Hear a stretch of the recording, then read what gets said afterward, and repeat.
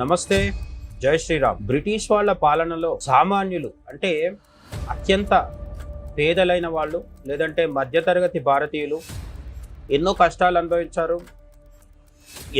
ఎన్నో కోట్ల మంది ఆకలి చావులతో అంతమవడం జరిగింది.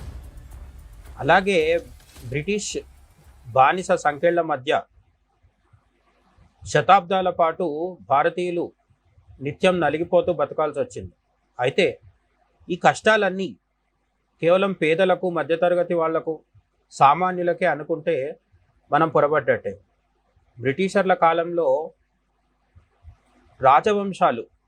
రాజవంశాల్లో పుట్టిన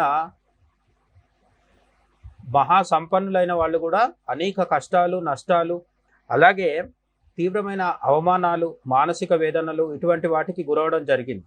అయితే వారి సంఖ్య తక్కువ కావచ్చు, కానీ అటువంటి వాళ్ళు కూడా ఉన్నారు. బ్రిటిష్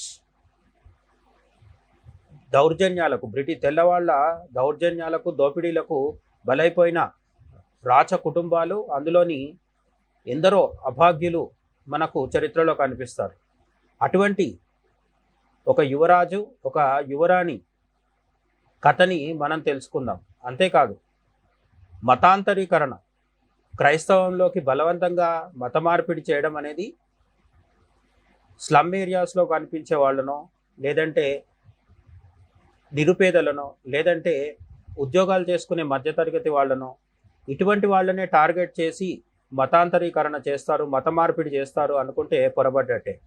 అలాగే మత మార్పిడి అనేది ఈ మధ్య కాలంలో మొదలైందనో, ఇప్పుడే ఊపందుకుందనో అనుకుంటే కూడా పొరబడ్డట్టు.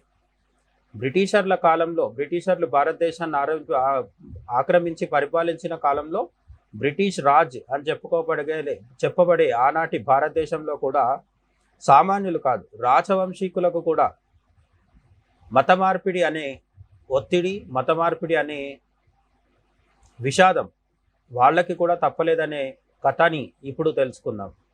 అసలు విషయంలోకి వెళ్తే, అది కూర్గ్ రాజ్యం, దక్షిణ భారతదేశంలోని ఒక సంస్థానం. కూర్గ్ రాజ్యంగా దాన్ని పిలిచేవారు. ఆ వంశానికి చెందిన కేవలం 11 ఏళ్ల చిన్నారి రాజకుమారి గౌరమ్మ. ఈమె బ్రిటిష్ రాజకీయాలకు ఆ చిన్నారి 11 ఏళ్ల యువరాణి అన్యాయంగా బలైపోయింది. అప్పట్లో ఇంగ్లాండ్ను పాలిస్తున్న మహారాణి విక్టోరియా ఈ రాజకుమారి జీవితాన్ని పూర్తిగా నాశనం చేసింది. గౌరమ్మ జీవితాన్ని మహారాణి విక్టోరియా స్వయంగా నాశనం చేసిందనే విషయం మనకు పాఠ్యపుస్తకాల్లో కనిపించదు, కానీ తప్పకుండా తెలుసుకోవాల్సిన ఒక చారిత్రక విషాదం. అప్పట్లో ఇంగ్లాండ్ పాలిస్తున్న మహారాణి విక్టోరియా ఇంతకీ ఏం చేసింది? ముందుగా కూర్గు రాజ్యాన్ని కబ్జా చేసిన బ్రిటిష్ వాళ్ళు ఆ చిన్నారి గౌరమ్మను, అంటే ఆ సంస్థానం యువరాణి అయిన గౌరమ్మను బలవంతంగా ఇంగ్లాండ్కు ఎత్తుకుపోయారు. అక్కడ ఆమెను క్రైస్తవ మతంలోకి మార్చేసి క్రిస్టియన్గా మార్చేశారు.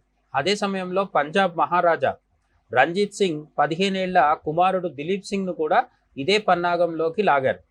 సిక్కు రాజుల చేతిలో ఉన్న చారిత్రాత్మక కోహినూర్ వజ్రాన్ని లాక్కున్నది కూడా వీళ్లే. ఆ యువరాజును కూడా క్రైస్తవుడిగా మార్చేశారు. సిక్కు మతానికి చెందిన యువరాజును దిలీప్ సింగ్ను క్రైస్తవుడిగా మార్చారు. ఇక్కడ విక్టోరియా రాణి ఒకే దెబ్బకు 2 పిట్టలు కొట్టాలని చూసింది. భారత్కు చెందిన ఈ ఇద్దరు రాజవంశీకులైన గౌరమ్మను, దిలీప్ సింగ్ను ఇద్దరిని ఒకరితో ఒకరికి పెళ్లి చేయాలని ఒక మాస్టర్ ప్లాన్ వేసింది. ఒకవేళ ఈ పెళ్లి కనుక జరిగితే ఆ 2 రాజవంశాలు బ్రిటిష్ సింహాసనానికి జీవితాంతం బానిసలుగా ఉంటారని కుట్ర పన్నింది. అయితే దీనికోసం బ్రిటన్ రాజమహల్లోనే వీళ్ళిద్దరి మధ్య, అంటే గౌరమ్మ, దిలీప్ సింగ్ వీళ్ళిద్దరి మధ్య తరచూ మీటింగ్స్ ఏర్పాటు చేశారు. సరదాగా తిరగడానికి పిక్నిక్లకు పంపారు. కేవలం 11 ఏళ్ల అమ్మాయి, 15 ఏళ్ల బాలుడితో ఇలాంటి నీచమైన సంబంధాల ఆట ఆడించారు. ఇద్దరిని క్రైస్తవులుగా మార్చేసినప్పటికీ చివరి క్షణంలో ఈ మ్యాచ్ మేకింగ్ ప్లాన్ పూర్తిగా బెడిసి కొట్టింది.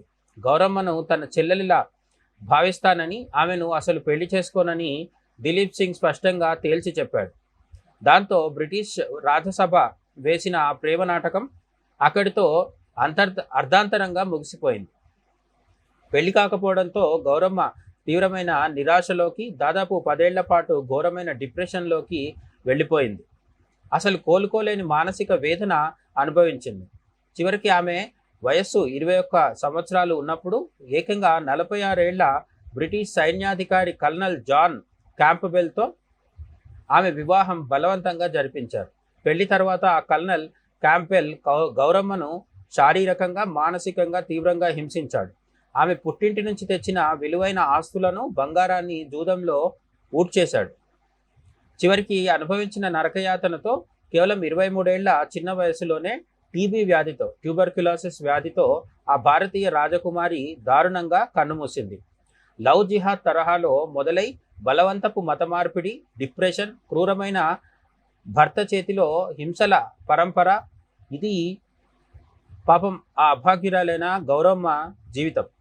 బ్రిటిష్ పాలకుల ఈ రాక్షస క్రీడ మన దేశ రాజవంశాల మీద పన్నిన అతిపెద్ద కుట్రకు నిదర్శనం.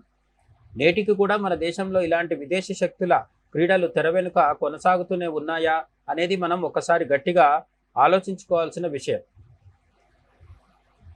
గౌరమ్మ కథ విన్న తర్వాత రాజకుటుంబంలో పుట్టి కూడా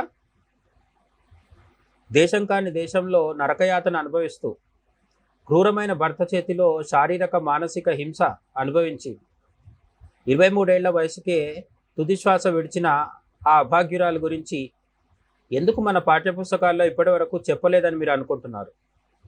కామెంట్ సెక్షన్లో చెప్పండి. మరో ఇలాంటి ఆసక్తికర, అలాగే భారతదేశ చీకటి చరిత్రకు సంబంధించిన వీడియోతో మళ్ళీ కలుద్దాం. జై హింద్.